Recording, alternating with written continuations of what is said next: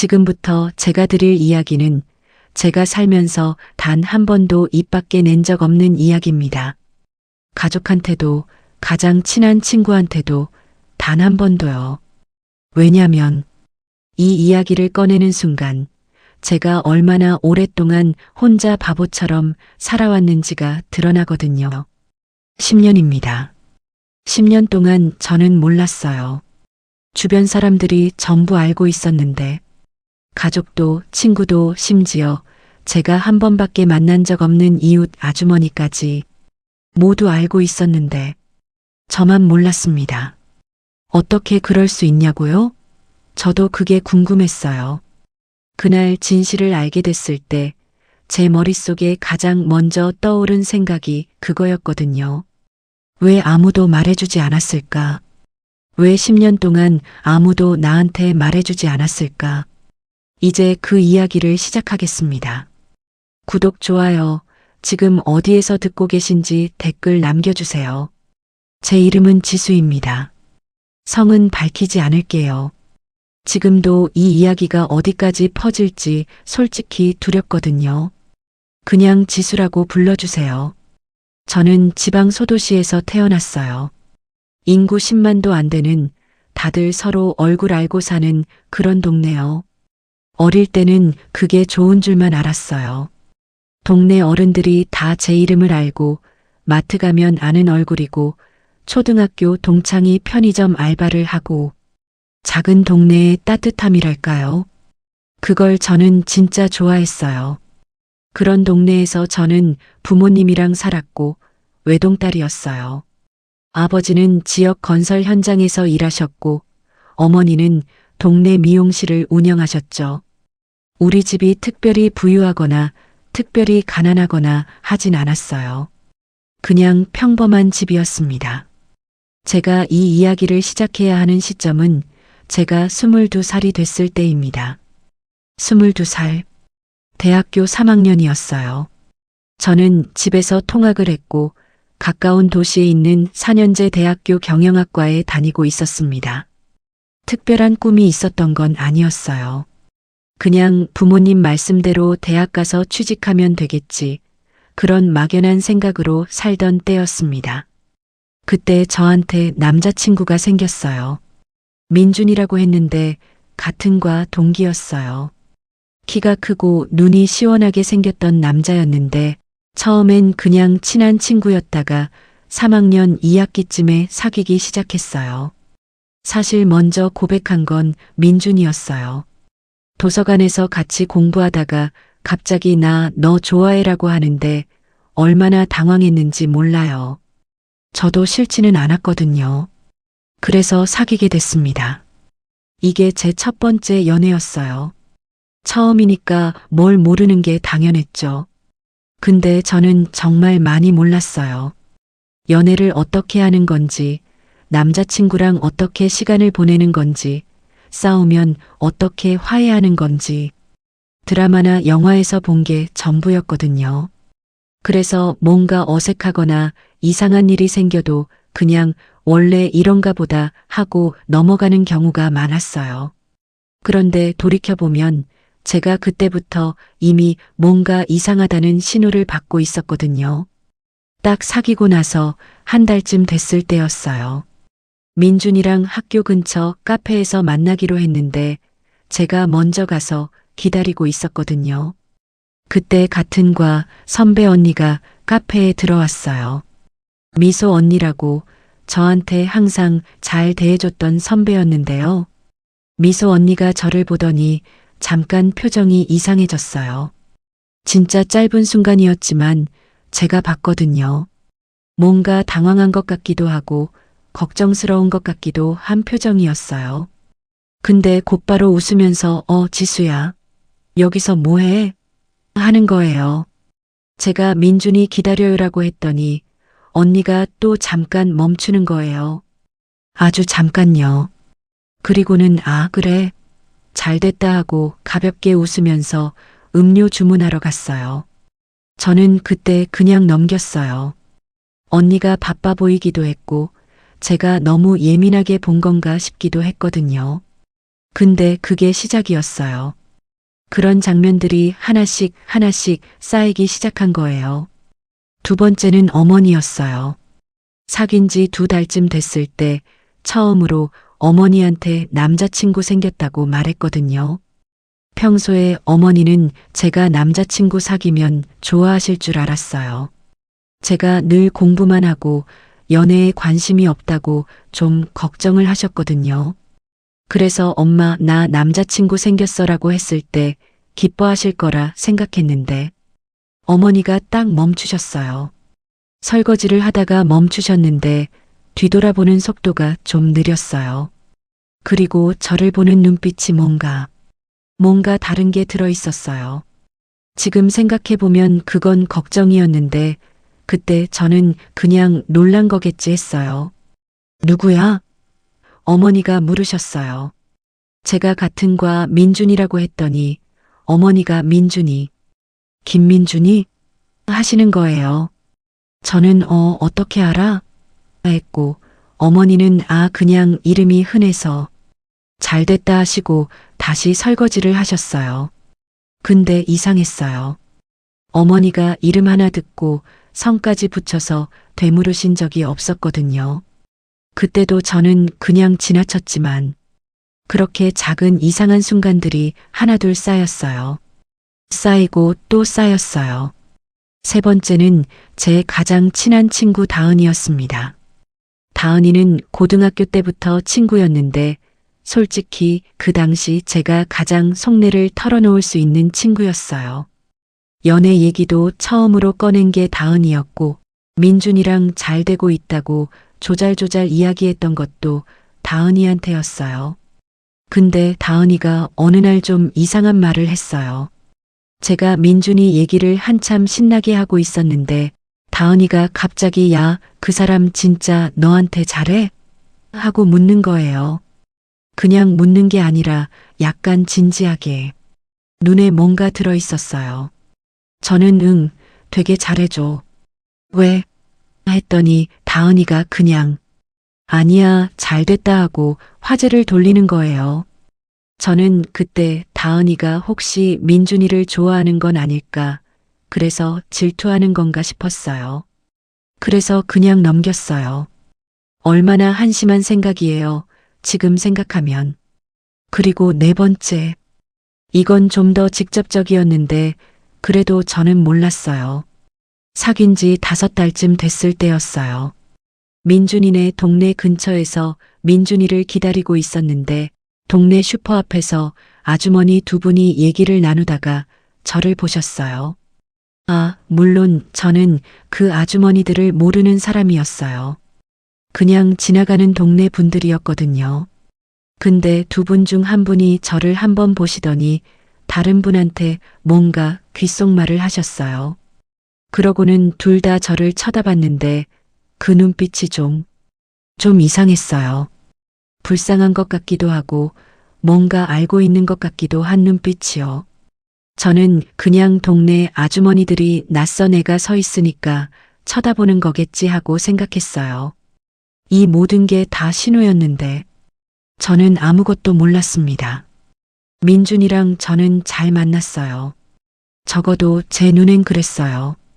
그는 다정했고 자주 연락했고 만나면 항상 기분 좋게 해줬어요. 제가 힘들다고 하면 들어줬고 생일을 잊은 적도 없었어요. 제가 보기엔 완벽한 남자친구였어요. 데이트할 때 민준이는 항상 제가 좋아하는 음식을 기억했어요. 제가 매운 거 못 먹는다고 한번 말했더니 그 다음부터 음식 고를 때 항상 먼저 맵냐고 확인했어요. 저 피곤하다고 하면 먼저 집에 데려다 줬고 걸을 때 항상 차도 쪽에 서줬어요. 그런 세세한 것들이 다 좋았어요. 어디 여행을 간 게 2번 있었는데 둘 다 계획을 민준이가 짰어요. 제가 좋아할 것 같은 곳들을 찾아서요. 바다 좋아한다고 했더니 오션뷰 숙소를 잡고 카페 돌아다니는 거 좋아한다고 했더니 유명한 카페들을 미리 찾아놓고 그 여행들이 너무 좋았어요. 그 여행에서 찍은 사진들도 나중에 민준이 SNS에서 보게 됐는데, 아니요, 더 이상 말하지 않을게요. 근데 딱 하나 이상한 게 있었어요. 민준이는 제 가족이나 친구들이랑 절대 마주치고 싶어 하지 않았어요. 처음엔 그냥 내성적인가 보다 했어요. 사람 많은 자리가 불편한 성격인가 보다. 그런데 그게 좀 지나쳤어요. 제 어머니가 한 번은 집에 데려와서 밥 먹자고 했는데 민준이가 굉장히 어색해하면서 일정 있다고 뺐어요. 2번, 3번 그랬어요.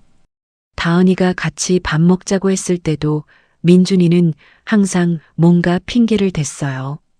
저는 그때 사람 만나는 게 부담스러운가 보다 이해해야지 했어요. 지금 돌아보면 정말 어처구니 없는 생각이지만 그렇게 우리는 1년을 사귀었어요. 그리고 2년이 됐어요. 1년 반쯤 됐을 때 기억이 나는 일이 있어요. 크리스마스였어요. 민준이랑 같이 보내기로 했는데 저는 당연히 가족도 만나야 할 것 같아서 우리 집에 인사하러 잠깐만 들르자라고 했거든요. 어머니가 밥도 해놓겠다고 하셨고 딱 30분만이라도 들렀다 가면 되는 거라고 생각했어요. 민준이가 그날은 좀 바쁠 것 같아라고 했어요. 크리스마스예요. 크리스마스에 무슨 일이 있다는 건지. 저는 그게 이상하긴 했지만 뭔가 집안일이 있나 보다 했어요. 민준이는 가족 얘기를 거의 안 했거든요. 부모님이 일찍 돌아가셨다고 그래서 가족 행사에 특별한 감정이 없다고 했었어요. 그래서 어쩌면 크리스마스를 그냥 쉬고 싶은 건가 보다 했어요. 결국 크리스마스 저녁에 저 혼자 어머니 밥을 먹었어요. 어머니가 민준이는? 하고 물으셨는데 저는 바빠서라고 했어요. 어머니 표정이 어두워졌지만 더 물으시진 않았어요. 그날 밤 민준이한테 연락했더니 한참 후에 답장이 왔어요. 미안, 좀 쉬고 있었어. 저는 바쁘다더니라고 생각했는데 그냥 넘겼어요. 피곤하면 쉴 수도 있지. 지금 생각하면 그때 그 크리스마스 저녁에 민준이가 어디서 뭘 하고 있었는지 알 것 같아요. 하지만 그걸 생각하면 지금도 기분이 안 좋으니까 더 이상 생각하지 않을게요. 연애 2년 차에 또 다른 기억이 있어요. 둘이서 드라이브를 하다가 갑자기 민준이가 제 손을 잡더니 이런 말을 했어요. 지수야, 나는 너랑 있을 때 진짜 편해. 저는 그 말이 너무 좋았어요. 심장이 두근거렸거든요. 6년 지난 지금도 그 말이 기억나요. 왜냐면 그게 제 기억 속에서 제일 진심처럼 느껴졌던 말이거든요. 그 말이 진짜였는지 가짜였는지 지금도 몰라요. 그냥 그때 그 느낌만 기억해요. 그날 드라이브 하면서 봤던 하늘이 주황빛으로 물들어 있었어요. 라디오에서 노래가 흘러나왔고 그 장면은 기억에서 지울 수가 없어요. 어떤 기억은 진실이 바뀌어도 그 자체로 남아 있어요. 그게 좋은 건지 나쁜 건지 모르겠지만 2년 동안 민준이는 제 어머니 밥을 한 번도 먹지 않았고 제 친구들이랑 한 번도 자리를 함께하지 않았어요. 그게 이상하다는 걸 저는 그때도 어느 정도는 알았어요. 근데 어떻게 해야 할지 몰랐어요. 그냥 민준이 성격이 이렇구나 하고 받아들이고 있었어요. 그러다가 2년쯤 됐을 무렵에 제 친구 하나가 지나가는 말로 이렇게 얘기했어요. 소리 언니라고 같은 과 선배였는데 어느 날 학교 복도에서 저랑 마주쳤는데 그냥 지나가면서 야, 민준이 아직도 만나? 하고 묻는 거예요. 저는 응했어요. 그랬더니 소리 언니가 뭔가 말하려다가 입을 다무는 거예요. 그리고는 그래. 잘 돼 하고 가버렸어요. 그날 집에 오면서 저는 처음으로 생각했어요. 왜 다들 이렇게 이상하게 반응하지? 왜 민준이 얘기를 하면 다들 뭔가 하려다가 멈추고 어색하게 웃고 화제를 돌리지? 근데 그 생각이 오래 가진 않았어요. 저는 그냥 제가 너무 예민한가 보다 하고 넘겼거든요. 아, 진짜 바보 같죠? 사귄 지 3년쯤 됐을 때 민준이가 취직을 했어요. 다른 도시에 있는 회사였어요. 서울 근처. 저는 아직 취준 중이었고요. 민준이가 이사를 가면서 저희는 장거리 연애를 시작했어요. 처음엔 주말마다 만났어요. 한 번은 민준이가 올라오고 한 번은 제가 내려가고 그렇게 유지했는데 시간이 지나면서 점점 만나는 횟수가 줄었어요. 한 달에 2번, 그러다 한 번, 그러다 2~3달에 한 번. 처음 장거리가 시작됐을 때 저는 솔직히 많이 불안했어요. 같은 도시에 있어도 자주 못 봤는데 다른 도시면 더 못 볼 거잖아요. 근데 민준이가 괜찮아. 자주 올게. 나 너 보고 싶어서 못 버텨라고 했어요. 그 말이 좋았어요. 처음 몇 달은 진짜 자주 만났어요. 2주에 한 번은 꼭 봤던 것 같아요. 민준이가 버스 타고 내려오거나 제가 올라가거나. 근데 서서히 간격이 벌어졌어요. 처음엔 이유가 있었어요. 회사 적응 때문에 바쁘다. 프로젝트가 있다. 야근이 많다. 저는 이해했어요. 직장 생활이 처음이면 힘들 수 있잖아요. 특히 처음 1년은 적응 기간이라고 하잖아요. 근데 적응 기간이 지나도 달라지지 않았어요. 1년이 지나고 2년이 지나도 민준이는 여전히 바쁘다고 했어요. 그리고 만나는 횟수는 줄어들면 줄어들었지 늘지는 않았어요. 저는 그게 좀 불만이었어요. 근데 민준이가 바쁘다고 하니까 일 시작하면 원래 그런 거겠지 하고 이해했어요. 그 무렵 제 어머니가 처음으로 진지하게 민준이 얘기를 꺼내셨어요. 저녁밥 먹고 나서 어머니가 TV 보다가 갑자기 지수야, 민준이 요즘도 잘 만나? 하시는 거예요. 저는 바쁘긴 한데 잘 만나라고 했어요. 어머니가 잠깐 침묵하시다가 그 사람, 좋은 사람이야? 하셨어요. 저는 당연하지, 왜? 했고, 어머니는 아니, 그냥 3년이나 됐는데 얼굴 한 번을 못 봤으니까라고 하셨어요. 저는 민준이가 사람 만나는 걸 어려워한다고 설명했어요. 어머니는 그냥 그래 하시고 더 말씀 안 하셨어요. 그때 어머니 표정이 좀 걱정스러우셨거든요. 근데 저는 그냥 과보호하려는 거라고 생각했어요. 딸 연애에 너무 관여하려는 거라고. 그게 아니었는데. 그리고 취직을 하고 민준이가 있는 도시로 이사를 했어요. 저도 작은 회사에 취직이 됐거든요. 마침 민준이가 있는 도시 쪽에 있는 회사라서 저는 이사를 기회로 같은 도시에서 살게 되면 더 자주 만날 수 있겠다고 생각했어요. 그 도시로 이사 온 게 제가 25살 됐을 때였어요. 그리고 그때부터 이상한 일들이 더 자주 일어나기 시작했어요. 이사를 하고 나서 한 달쯤 됐을 때였어요. 저는 회사 근처에 원룸을 얻었고 민준이 집에서는 지하철로 20분 정도 거리였어요. 같은 도시에 있으니까 당연히 더 자주 보겠지 싶었는데 민준이는 여전히 바쁘다고 했어요. 주말에도 일이 생기는 경우가 많다고. 이사 온 첫째 주에 민준이가 짐 옮기는 것도 도와줬고 같이 이케아도 가서 가구 조립도 했어요. 그날은 진짜 좋았어요. 땀 흘리면서 가구 조립하고 저녁에 치킨 시켜 먹으면서 TV 보고 그런 일상적인 장면들이 제가 꿈꿨던 연애였거든요. 근데 그게 한 번으로 끝이었어요. 이사 온 둘째 주부터 민준이가 또 바쁘다고 했어요. 이번 주는 회사 행사, 다음 주는 팀 회식, 그 다음 주는 개인 약속이 있다고. 저는 그냥 그러겠거니 했어요. 새 도시에서 살아가는 제가 더 바쁘기도 했고, 근데 한 달이 지나고 2달이 지나도 달라지지 않으니까 이상했어요. 같은 도시에 사는데 장거리 연애할 때만큼 못 보는 거잖아요. 그게 좀 이상하긴 했어요. 근데 저도 새로 이사 왔고 회사 적응하는 게 바빠서 크게 생각 안 했어요. 그러다가 어느 토요일에 민준이가 일이 생겼다고 못 만나겠다고 했어요.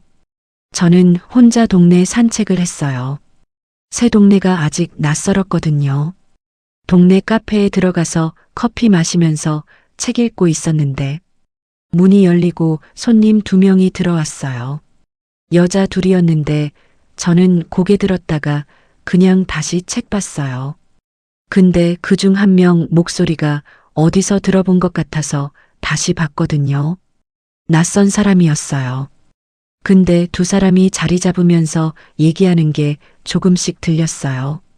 저는 그냥 책 보면서 귀에 들어오는 거 흘려들었는데 갑자기 귀가 번쩍했어요. 민준 씨가 그랬어? 1명이 그렇게 물었거든요. 저는 반사적으로 귀를 쫑긋했어요. 민준이가 흔한 이름이긴 한데 이상하게 귀가 갔어요.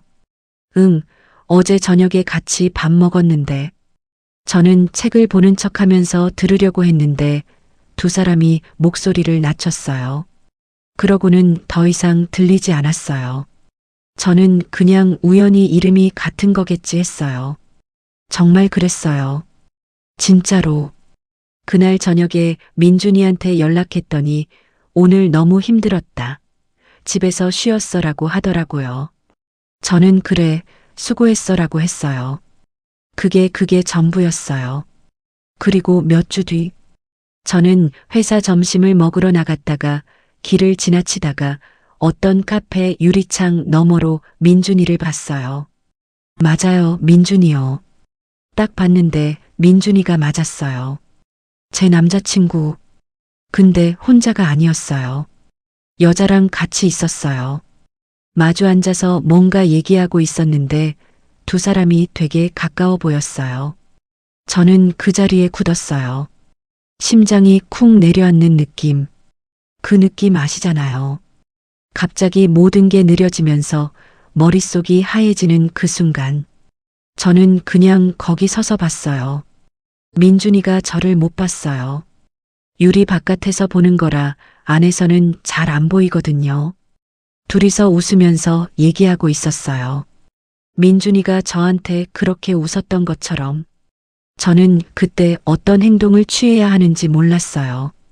들어가야 할지, 그냥 지나가야 할지. 10초, 20초, 30초. 그냥 서 있었어요. 그러다가 민준이가 고개를 들더니 유리창 방향을 봤어요. 저와 눈이 마주쳤어요. 민준이 표정이 굳었어요. 저는 손을 들었어요. 어색하게. 그리고 발을 뗐어요. 그냥 걸어갔어요. 이상하게 들어가고 싶지 않았어요. 민준이가 바로 전화했어요. 야, 지수야. 저기, 저 사람은 회사 동료야. 점심 같이 먹는 거야. 저는 응, 알아라고 했어요. 왜 그냥 가? 들어오지. 괜찮아. 나도 점심 먹어야 해서. 전화를 끊었어요. 그날 오후 내내 마음이 이상했어요. 뭔가 찜찜한 그 느낌. 근데 저는 그걸 의심이라고 부르기 싫었어요. 질투하는 것 같아서. 민준이가 여자 동료랑 밥 먹는 거 가지고 뭔가 따지는 여자친구가 되기 싫었어요. 저는 그때 많이 고민했어요. 그냥 물어볼까? 누구야 하고. 근데 그게 의심하는 것 같잖아요.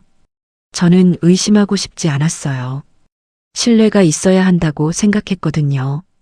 연애에서 가장 중요한 게 신뢰잖아요. 그래서 의심하는 것 자체가 민준이를 믿지 못하는 것처럼 느껴졌고 그게 제가 나쁜 여자친구라는 뜻인 것 같았어요. 지금 생각하면 그건 신뢰가 아니었어요. 그냥 모른 척하고 싶었던 거예요.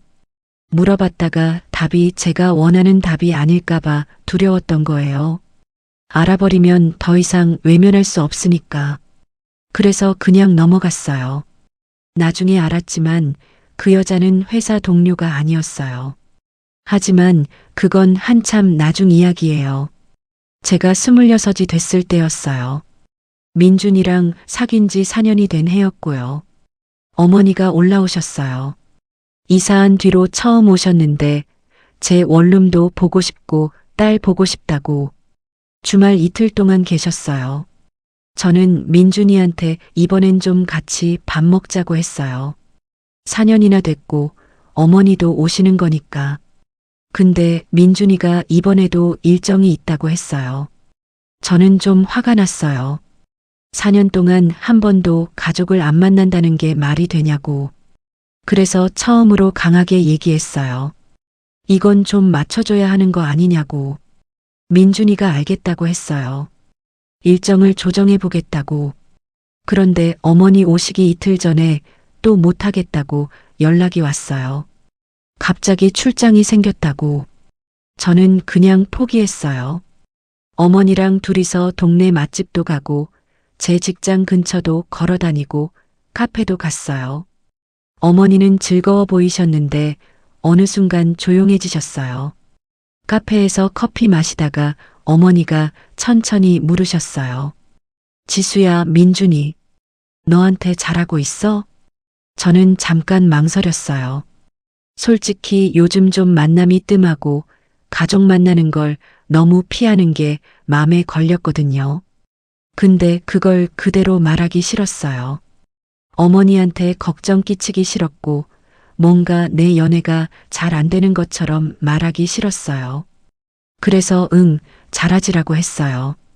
어머니가 그래 하시면서 커피를 드셨어요. 그러고는 조용히 지수야라고 부르셨어요. 왜? 엄마가 뭔가 알고 있는 게 있으면 말해줘야 하는 거 맞지? 저는 그 말에 가슴이 철렁했어요. 무슨 말이야? 어머니가 잠깐 망설이셨어요. 뭔가 말하려는 것 같은데 계속 멈추는 거예요. 그러더니 결국 아니야, 그냥 엄마가 걱정이 많은 것 같아서 내가 행복하면 됐어라고 하셨어요. 저는 그냥 웃었어요. 지금도 그때 제가 왜 더 캐묻지 않았는지 모르겠어요. 어머니가 분명히 뭔가 알고 있었는데 그냥 어머니 손잡고 엄마 뭔데? 말해봐라고 했더라면 그랬더라면 인연은 더 일찍 알았을 거예요. 그해 가을 저는 회사에서 행사가 있어서 같은 팀 사람들이랑 회식을 했어요. 그날 꽤 늦게까지 있었는데 귀가하다가 지하철 환승하다가 우연히 회사 선배를 만났어요. 해리 선배라고 저보다 3살 많은 선배였는데요. 해리 선배가 저를 보더니 지수 씨 여기서 만나네 하면서 같이 탔어요. 저희 집 방향이 같았거든요. 지하철 안에서 이런저런 얘기를 하다가 해리 선배가 물었어요. 지수 씨 남자친구 있어요? 저는 있어요라고 했어요. 아, 어떤 사람이에요? 저는 가볍게 대답했어요. 같은 도시에 살고 회사 다니고 사귄 지 4년 됐다고. 그랬더니 해리 선배가 이름을 물었어요.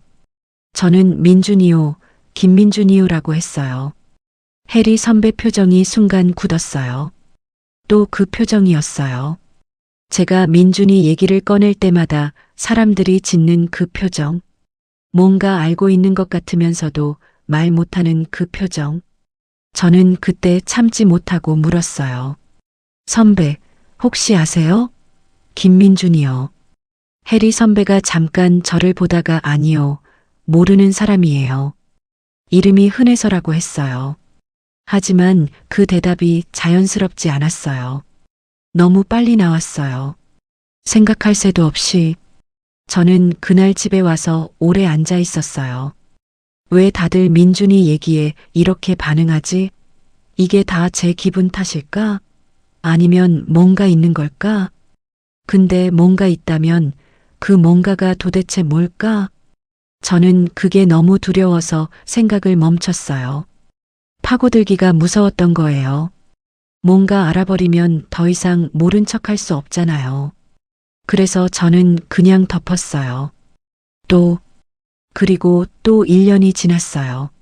27이 됐어요. 민준이랑 사귄 지 5년이 됐고요. 5년이라니. 지금 생각하면 어떻게 5년이 됐는지 모르겠어요. 그 사이 뭔가 달라진 게 있긴 했냐고요? 사실 달라진 게 거의 없었어요. 민준이는 여전히 가족이나 친구들을 안 만났고, 여전히 바쁘다고 했고, 여전히 자주 못 봤어요. 저는 그냥 그게 우리 연애 방식이 된 것 같았어요. 이렇게 사는 커플도 있겠지. 서로 각자 생활 열심히 하고, 가끔 만나고. 근데 5년이라는 숫자가 마음에 걸렸어요. 슬슬 결혼 얘기가 나와야 하는 나이잖아요. 주변에서 다들 결혼 준비하거나 결혼 얘기 꺼내고 하는 시기였는데 저는 그 얘기를 민준이한테 어떻게 꺼내야 할지도 몰랐어요. 용기를 냈어요. 어느 날 만나서 밥 먹으면서 슬쩍 꺼냈어요. 우리 앞으로 어떻게 할 거야? 민준이가 무슨 말이야? 라고 했어요. 사귄 지 5년 됐잖아. 앞으로 어떻게 살 건지 얘기해야 하지 않을까? 민준이가 밥을 먹으면서 잠깐 생각하는 것 같았어요. 그러더니 조금만 기다려줘. 아직 내가 자리 잡는 중이야 라고 했어요. 저는 자리 잡는 게 언제까지야? 라고 물었어요. 민준이는 대답 안 했어요. 대신 화제를 돌렸어요. 그날 있었던 회사 일 얘기를 시작했어요. 저는 그 화제 전환이 싫었지만 그냥 따라갔어요. 그날 저녁에 민준이가 집까지 데려다 줬어요. 헤어지면서 민준이가 기다려줘서 고마워라고 했어요. 저는 웃었어요. 근데 그 웃음이 좀 씁쓸했어요. 기다리는 게 몇 년째냐는 생각이 있었거든요. 근데 뱉지 않았어요. 싸우기 싫었어요.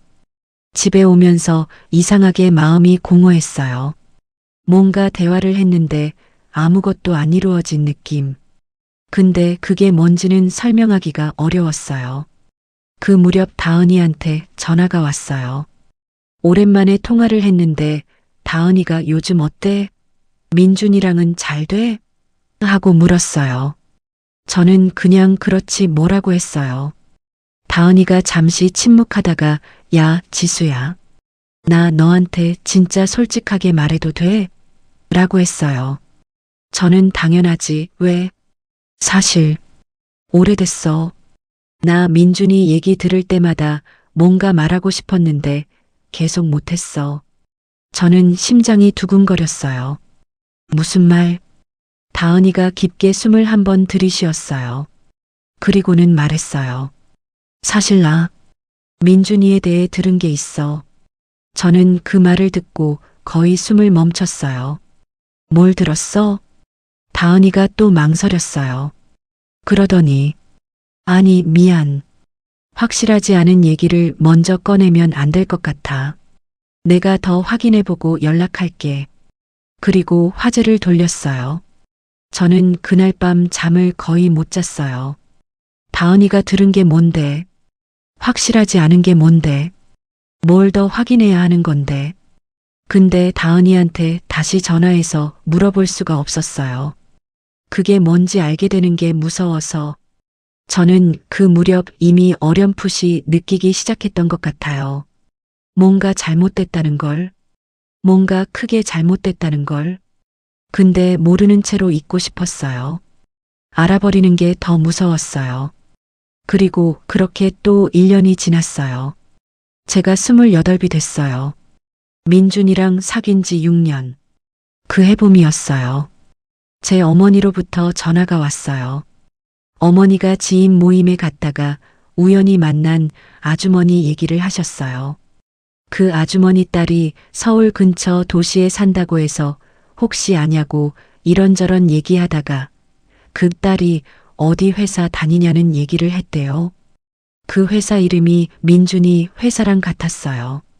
어머니가 혹시 민준이 아냐고 이름 말씀하셨더니 그 아주머니가 표정이 굳었대요. 그리고 그 아주머니가 한 말이 지수 씨 딸이 그 민준 씨를 사귀고 있어요?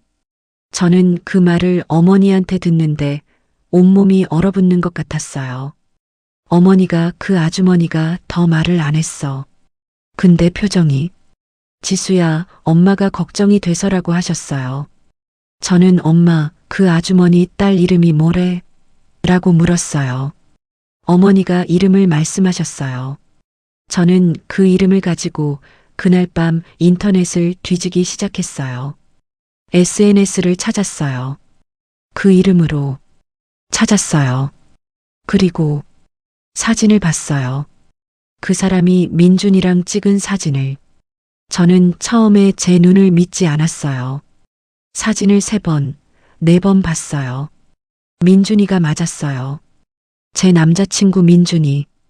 근데 사진 속에서 민준이는 그 여자의 손을 잡고 있었어요. 여행지 같은 곳에서 찍은 사진이었는데 두 사람이 웃고 있었어요. 게시물 날짜를 봤어요. 작년이었어요. 저는 더 뒤로 넘겼어요. 재작년, 3년 전, 4년 전, 4년 전 사진에도 민준이가 있었어요. 저는 한참 동안 그 계정을 봤어요. 그리고 천천히 이해했어요. 그 여자도 4년 넘게 민준이를 만나왔어요. 저랑 거의 같은 시간 동안. 저는 거기서 손이 떨리기 시작했어요. 핸드폰을 내려놓고 싶은데 내려놓지를 못했어요. 더 찾아봤어요. 그 여자 SNS를 더 뒤졌어요. 게시물에 태그된 사람들, 댓글 다는 사람들, 그 사람들의 계정도 들어가 봤어요. 그러다가 한 게시물에서 댓글을 봤어요. 다른 여자가 달아놓은 댓글이었어요. 언니, 민준 오빠랑 여행 잘 다녀와. 그 댓글 달린 게시물의 날짜가 2년 전이었어요. 저는 댓글 단 그 사람의 계정도 들어갔어요. 그리고 거기서 또 민준이 사진을 봤어요. 다른 여자와 찍은 민준이 사진을. 저는 그 순간 모든 게 재정렬되는 느낌을 받았어요. 퍼즐 조각들이 맞춰지는 느낌. 이상하게 반응했던 미소 언니. 어색하게 답했던 어머니. 말을 돌렸던 다은이.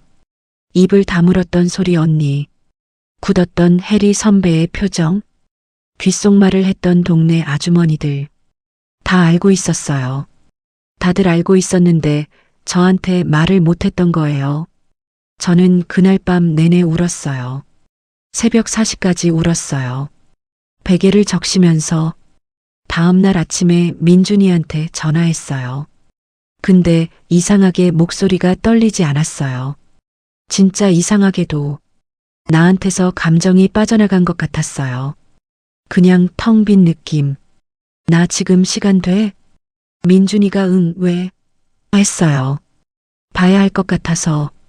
민준이가 잠깐 망설이더니 오늘 좀 힘든데 내일은 어때? 했어요. 저는 오늘 이라고만 했어요. 뭔가 제 목소리에서 뭔가 느꼈는지 민준이가 알겠어. 어디서? 라고 했어요. 우리 자주 가던 카페에서 만났어요. 민준이가 들어오면서 저를 봤을 때 표정이 어땠냐면 뭔가 알고 있는 것 같았어요. 이상하게 긴장한 얼굴이었어요.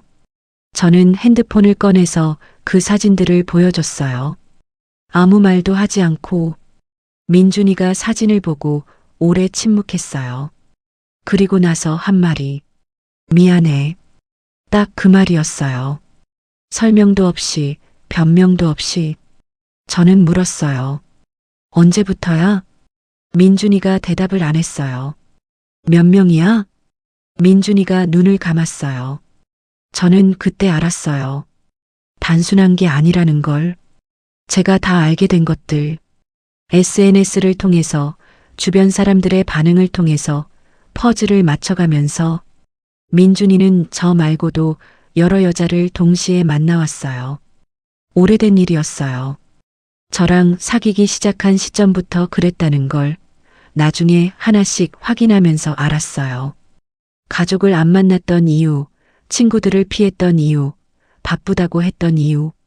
다 이유가 있었던 거예요. 저는 카페에서 그 말도 없이 나왔어요. 민준이가 뒤에서 지수야라고 불렀는데 돌아보지 않았어요. 집에 오는 지하철 안에서 다은이한테 전화했어요. 다은이가 전화를 받자마자 지수야? 했어요. 제 목소리에서 뭔가 느꼈겠죠. 저는 알았어라고만 했어요. 다은이가 울기 시작했어요. 제가 운 게 아니라 다은이가 먼저 울었어요. 미안해. 진짜 미안해. 진작에 말했어야 했는데. 나 확실한 걸 알고 있었는데 어떻게 말을 해야 할지 몰라서, 그리고 내가 상처받을 것 같아서, 내가 믿지 않을 것 같아서. 저는 그 말을 들으면서 전화기를 귀에 붙이고 그냥 앉아 있었어요. 얼마나 됐어? 다은이가 안 거? 다은이가 멈추더니 한 3년 됐어. 저는 눈을 감았어요. 3년이요. 제가 모르는 동안 3년 동안 다은이는 알고 있었어요. 어떻게 알았어? 다은이가 말했어요. 민준이랑 같은 동네 사는 친구한테 우연히 들었대요. 그 친구가 민준이를 아는데 민준이가 여러 여자를 동시에 만난다는 게 그 동네에서는 꽤 알려진 얘기였대요. 저는 전화를 끊고 나서 한참 앉아 있었어요. 그 동네에서 꽤 알려진 얘기. 저만 몰랐어요. 나중에 하나씩 알아가는 과정이 오히려 더 힘들었어요. 진실을 알게 된 이후에 그동안 이상하다고 느꼈던 순간들이 하나씩 다시 떠올랐어요. 그리고 그때마다 그게 어떤 의미였는지가 선명하게 보였어요. 미소 언니가 카페에서 표정이 굳었던 것. 언니도 알고 있었던 거였어요. 나중에 미소 언니한테 물었더니 언니는 민준이 선배한테서 이야기를 들었다고 했어요. 그러니까 학교 선배들 사이에서도 어느 정도 알려진 얘기였던 거예요. 저한테 말을 못한 건 확실하지 않은 말로 사이가 틀어질까봐 두려웠고, 제가 믿지 않을까봐 두려웠다고 했어요. 어머니가 이름을 아셨던 것. 어머니는 우리 동네 친구분들한테 들으셨다고 했어요. 어머니가 제 남자친구 얘기를 자랑스럽게 하고 다니셨는데 그 말을 들은 누군가가 알고 있었던 거예요. 그래서 어머니한테 조심스럽게 알렸는데 어머니는 그게 확실한 건지 모르겠다고 딸한테 괜히 말했다가 연애에 금이 갈까봐 말을 못하셨다고 했어요. 나중에 어머니가 저를 잡고 우셨어요. 엄마가 말했어야 했는데, 진작에 말했어야 했는데. 저는 어머니한테 괜찮다고 했어요. 화가 나지 않았냐고요? 화가 났어요. 솔직히 처음엔 화가 났어요. 왜 말 안 해줬냐고. 어머니가 우시는 것을 보면서 저는 어머니가 어땠을지를 생각해 봤어요. 딸이 남자친구 얘기를 그렇게 좋아하면서 하는데 거기서 그 사람 믿으면 안 되라고 말해야 하는 상황이 어떤 건지. 딸이 상처받을 것 같아서, 그리고 확실한 것도 아닌데, 그리고 딸이 안 믿을 것 같아서 그 마음이 어땠을지. 말해줬으면 더 좋았겠지만 말을 못한 어머니가 나쁜 게 아니에요. 그게 얼마나 어려운 상황인지 저는 이해해요. 그래서 어머니한테 말했어요. 엄마, 나 괜찮아. 그리고 엄마 잘못 아니야. 어머니가 더 우셨어요. 그날 어머니랑 밤새 얘기했어요.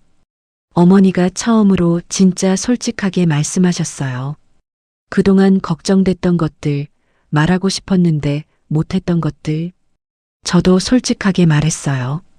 이상하다고 느꼈는데 무시했던 것들, 알고 싶지 않았던 것들. 그날이 어머니랑 제일 솔직하게 얘기한 날이었어요. 그 화도 오래가지 않았어요. 왜냐면 저도 알았거든요. 제가 알고 싶어 하지 않았다는 걸. 어렴풋이 느끼면서도 파고들기 싫었던 그 마음.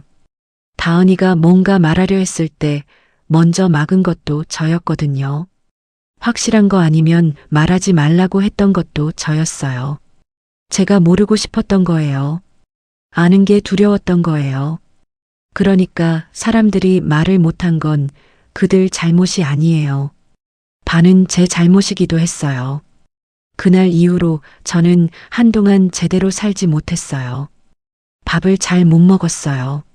잠을 잘 못 잤어요. 회사에 가는 게 너무 힘들었어요. 아침에 일어나는 게 제일 힘들었어요.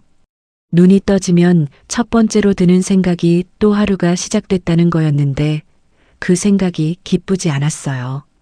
그냥 무거웠어요. 출근길에 지하철을 타면 사람들이 다 각자의 삶을 살고 있는데 저만 멈춰 있는 것 같았어요. 다들 어디로 가고 있고 뭔가를 향해 나아가고 있는데 저는 그냥 지하철에 실려가는 것 같은 느낌. 회사에서는 그냥 되는 대로 일했어요. 특별히 열심히 한 것도 아니고 특별히 못한 것도 아닌 그냥 있는 상태. 동료들이 요즘 괜찮아요? 하고 물어봤는데 네, 좀 피곤해서요라고 했어요. 진짜 이유를 말할 수가 없었어요. 점심을 혼자 먹는 날이 많아졌어요. 원래 동료들이랑 같이 먹었는데 혼자 나가서 뭔가 먹고 싶어서요. 사람들이랑 얘기하다 보면 웃어야 하잖아요. 웃을 에너지가 없었어요. 그 무렵 제가 좋아하던 카페가 있었는데 거기 창가 자리에 앉아서 커피 마시면서 창밖을 보는 걸 자주 했어요. 특별히 뭔가를 생각하는 게 아니라 그냥 보는 거예요. 사람들이 지나가고 차가 다니고 그 장면들이 이상하게 위로가 됐어요. 세상이 계속 돌아가고 있다는 느낌이요. 뭐가 제일 힘들었냐고 물으신다면 22살부터 28살까지 6년이라는 시간이요. 그 6년이 뭐였나 싶었어요. 6년 동안 제가 느꼈던 것들, 기뻤던 순간들, 좋았던 기억들이 전부 다 가짜였냐는 생각.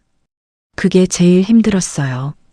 민준이가 다정했던 기억들, 생일 챙겨줬던 것, 제가 힘들다고 했을 때 들어줬던 것, 그게 진심이었냐 아니면 연기였냐? 그 질문을 오래 가지고 있었어요. 나중에 제가 내린 결론은 진심과 연기가 공존할 수 있다는 거였어요. 그 사람이 저를 어느 정도 좋아했을 수도 있어요. 동시에 다른 여자들도 그런 방식으로 좋아했겠지만 그게 더 나쁜 건지 덜 나쁜 건지는 아직도 모르겠어요. 혼자 있는 시간이 많아졌어요. 친구들을 만나기가 싫어졌는데 그 친구들이 알고 있었다는 사실이 자꾸 생각났어요.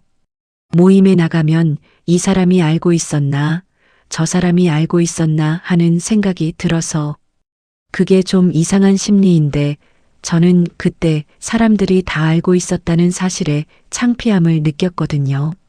내가 바보처럼 6년을 속아온 게 창피한 거예요. 상처받은 것보다 창피함이 더 컸어요.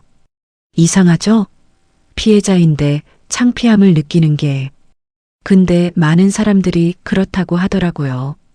나중에 알았는데 3개월 정도 지났을 때 다은이가 올라왔어요. 주말에 저 보러 일부러 올라온 거였어요. 같이 밥도 먹고 산책도 하고 카페도 갔어요. 다은이가 뭔가 말하고 싶어 하는 걸 느꼈는데 저도 기다렸어요.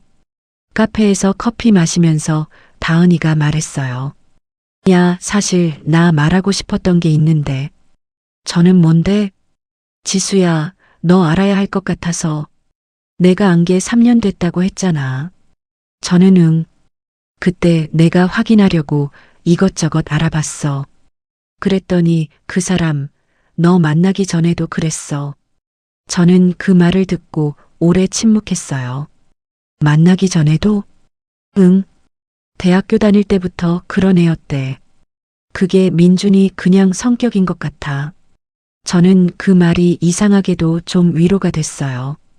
그 사람이 저를 특별히 더 속이려고 했던 게 아니라 그냥 그런 사람이었던 거예요. 나쁜 사람이었던 거죠. 제가 부족해서 그런 대접을 받은 게 아니라. 다은이가 내 손을 잡으면서 말했어요. 야, 진짜 미안해. 말해줬어야 했는데. 그냥 어떻게 말해야 할지 몰라서. 그리고 내가 안 믿을 것 같아서. 내가 그 사람을 너무 좋아하는 것 같았어서. 저는 고개를 끄덕였어요. 알아. 화났어? 저는 잠깐 생각했어요. 진짜로. 예전엔 났어. 지금은 모르겠어. 내가 말을 못한 이유는 알아. 근데 또 말해줬더라면 더 빨리 알았을 텐데 하는 생각도 있어. 다은이가 고개를 숙였어요. 미안해. 우리 둘 다 한참 그렇게 있었어요. 그리고 또 시간이 지났어요. 6개월, 1년. 저는 서서히 다시 살아가기 시작했어요. 밥도 먹고, 잠도 자고, 회사도 다니고. 제일 힘들었던 시기가 헤어지고 나서 2달 되던 때였어요. 그때 갑자기 민준이 생각이 너무 많이 났어요. 나쁜 사람인데 그리운 게 말이 되냐고요? 말이 됐어요. 이상하게도 그 사람이 나쁜 사람이라는 것과 그 사람이 그립다는 것이 동시에 존재할 수 있었어요.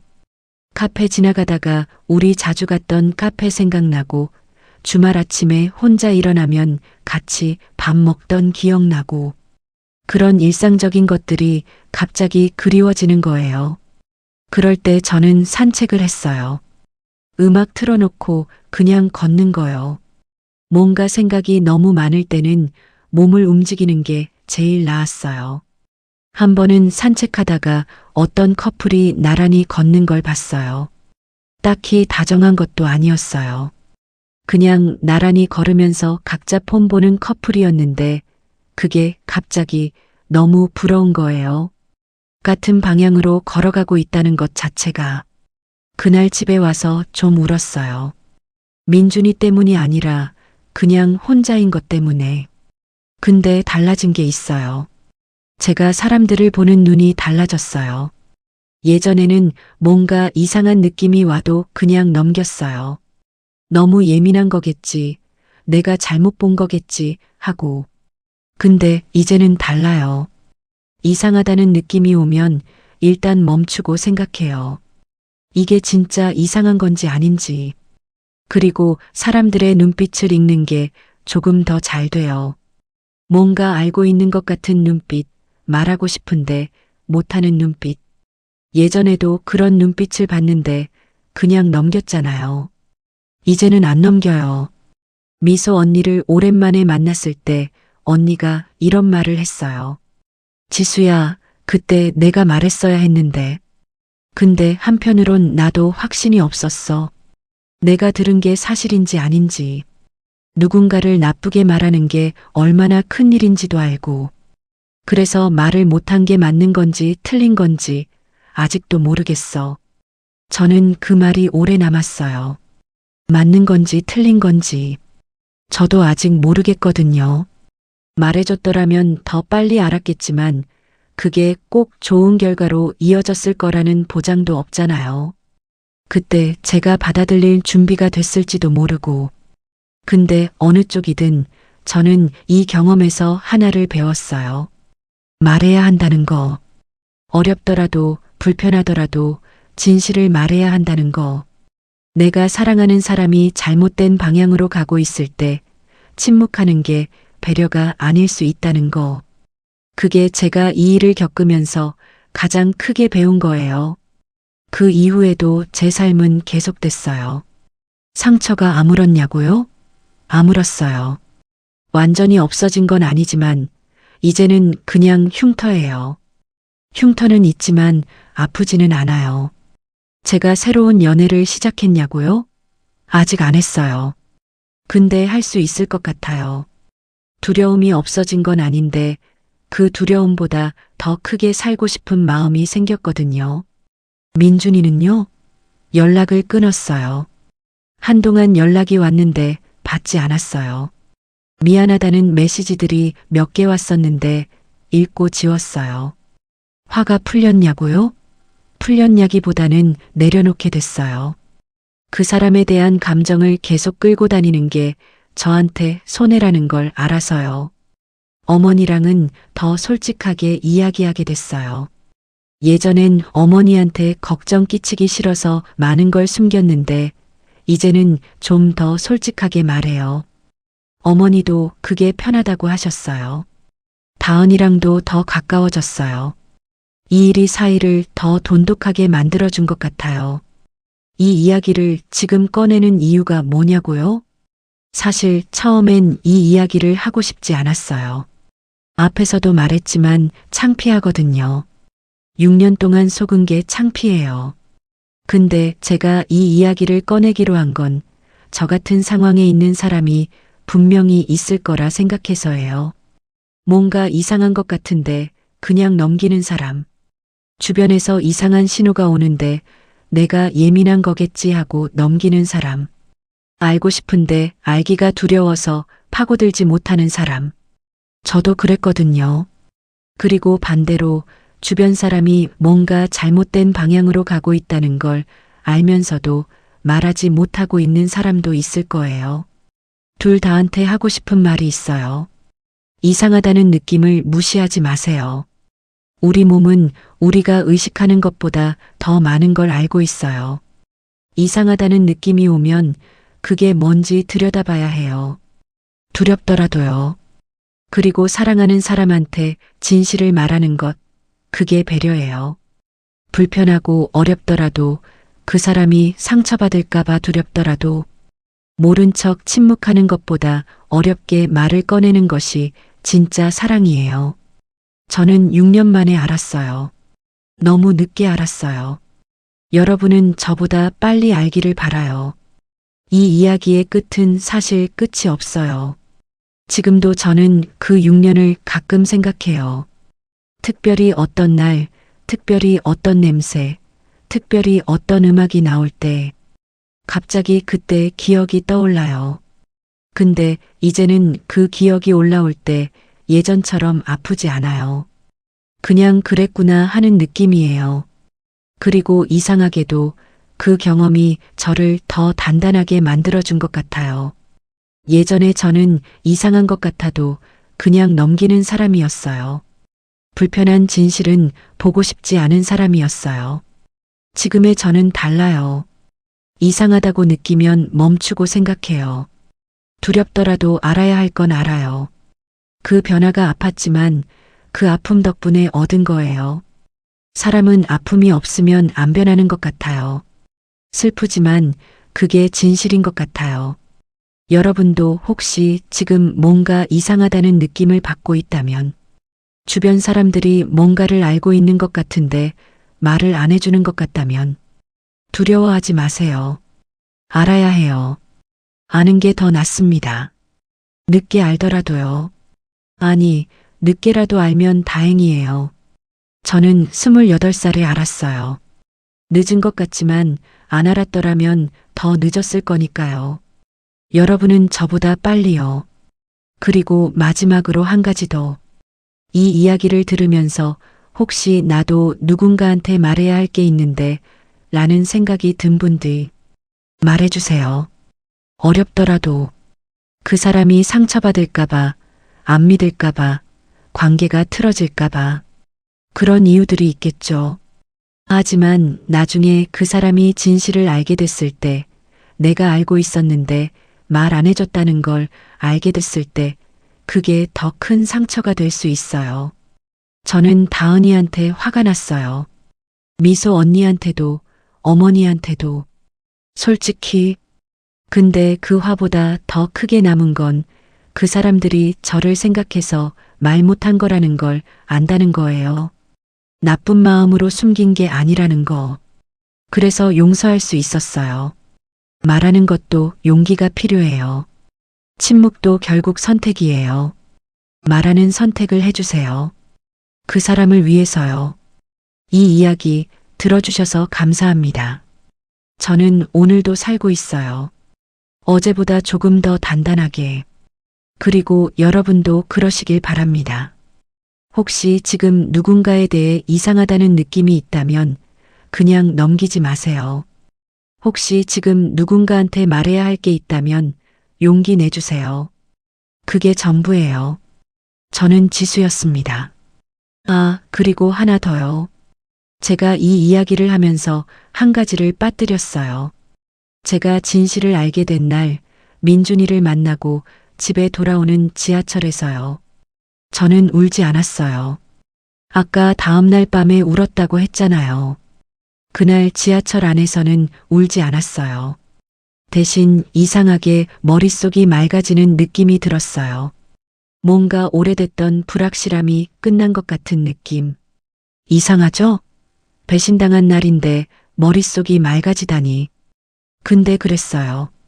왜냐면 저는 뭔가 이상하다는 느낌을 6년 동안 억누르면서 살아왔거든요. 그 불편함을 외면하고 모른 척하고 넘어가면서 그 억압이 끝난 거예요. 몰랐던 게 아니에요.